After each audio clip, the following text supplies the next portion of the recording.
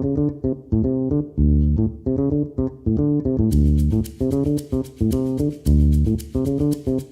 do you think is the main cause of suffering these days? It's so easy to ask someone who's suffering, what is going on with you? What's the problem? And more than likely, you will hear things like, oh, my husband, oh, my mother, my kids are driving me crazy, my kids are not living up to my expectations. So it's always like you, them, my parents, my husband, my job, Yeah. my boss. My ego. My ego. So what do you think is the true cause of suffering of human beings now? The perception of the ego as the reality. Perception. You said it perfectly. If I had to express, and I would repeat your words textually, that's it. The perception of the ego as my only own reality. My husband, my kids, my president, my country, my virus. My, the possession, the idea of possession. The objects satisfy me. There was a quote, the safety of objects. So that's the safety for you? The safety of relationships. If the guy remains with me, it's all right. I can be all right. I won't be alone. You're alone when you don't know who you are. You can be with 40 people in the room and being every time more alone. And you can be within yourself and know the whole universe in an instant. So the perception of the ego, the roles, the characters, devour the author. Who is the author? Who am I really? If I am not this body, who handles the body? Who is the inner energy? Where does this come from? Who is enabling this moment to happen? Is there anything beyond my ken that I'm not putting into practice? What is that? How do I go within myself deeper and deeper till I feel the ecstasies of knowing there is something which I was forgetting? Now that I know, I go back to the world, I go back to the exterior, to the facade, right? And I know I can play it, I can handle the interactions, but from the self. Nothing will prevent me from knowing the truth anymore. Nothing will hide it from me because I really know how to see beyond the walls of ignorance. That could be. Wow. And I'm listening to you and I'm thinking you're really proposing people to take a leap of faith into the unknown, Bravo. into a redesigning of myself, the big self. And that's scary. I'm like, because now I know who I am, I have a job, I have a husband, I have a nice house, I have my friends. So I have my life like all structured in a way where I feel comfortable. I know who I am. Bravo.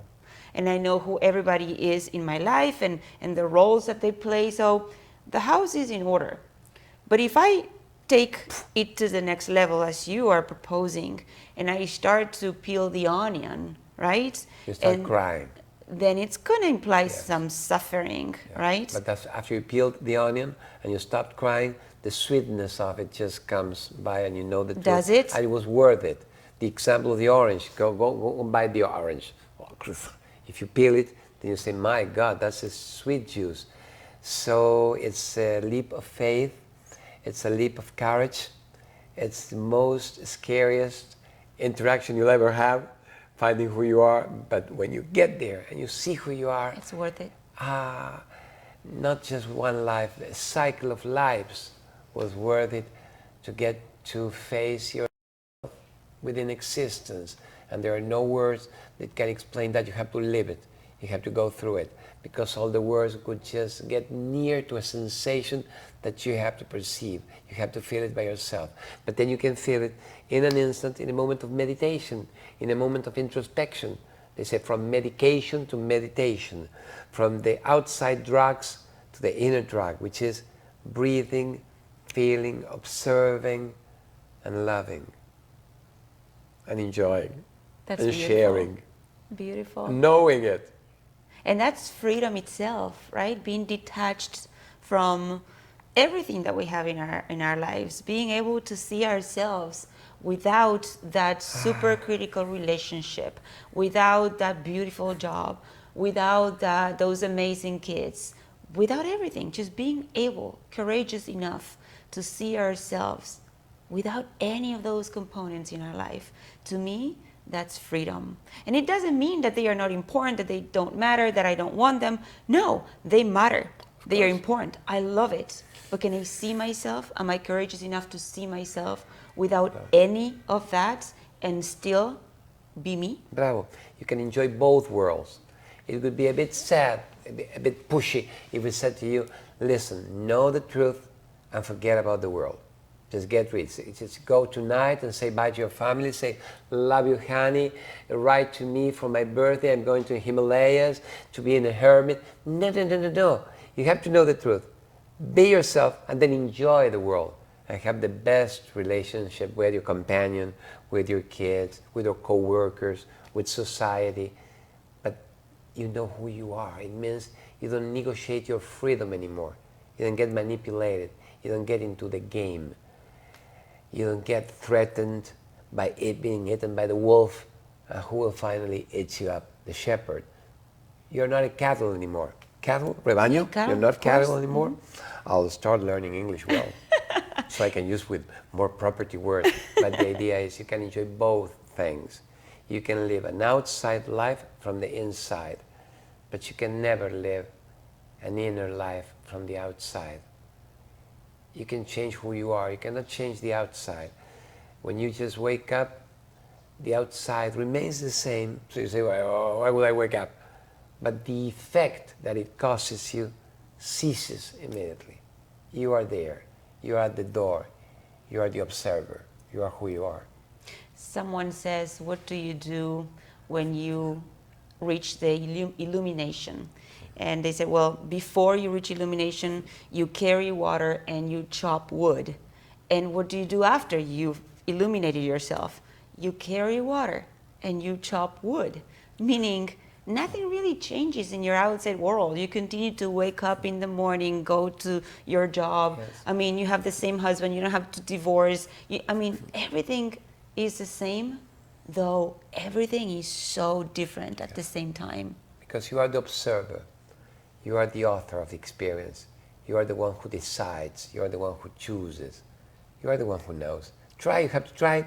I mean, we can get you up to the verge of it, right? Mm-hmm. You have to jump. But jumping is sweet. When you start to jump, you say, oh my God, I'm falling down, I'm fall. You're not falling down, you start to flying. I'm not hitting you, right? No, you start you're not. to fly. You're not falling, you're flying. And say, my God, why didn't I do it before? Well, we were ignorant. Now we're getting into the self-knowledge. And it's lovely because once you are flying, then you think, yay, I conquered it. Now I learned it. I'm good for the rest of my life. Well, I have news for you. You'll fall down a bit more. You need to continue to strengthen those wings. Yeah. So even when you've already taken that leap of faith and you're already flying, let me tell you that there is still something that we always talk about, which is practice. You have to continue flying, looking at your wings, looking at the winds, which one is more favorable, which one doesn't help you with your fly. And that's beautiful because now you are on your own. You are by yourself. You don't depend on anybody, but you know that you may feel like you're falling. You're never falling, okay? You're just experiencing the different winds. Exactly. And that's the beauty of life, lived from this new space, inner space. Bravo. So beautiful explanation. Beautiful. We're sharing with you 1,000 Tibetan books of life and death for you to be all right and to just fear. The only thing you can fear is fear itself. So don't fear anymore. Why? There's a beautiful sentence by Sai Baba, who's like a Jesus in India, and said, why fear when I am here? You, my master, no, when the I am is here. I am, the essence of who we are. Why fear? If the I am is just knowing the truth, you shouldn't be afraid. You're just the master of it. You were the disciple, a disciplined disciple. Now you're the master. You're the master of your mind. So you take the mind wherever you want to take them. We hope that you can become the master of your own lives, because that's really when you're going to tap on the beauty of life, on the peace, the love, the self-compassion, and so many gifts are going to come your way once you start living in that new space. Thank you so much for joining us. Thank you for allowing me to share this beautiful and wise master, Claudio Maria Dominguez, and I hope you can join us next time.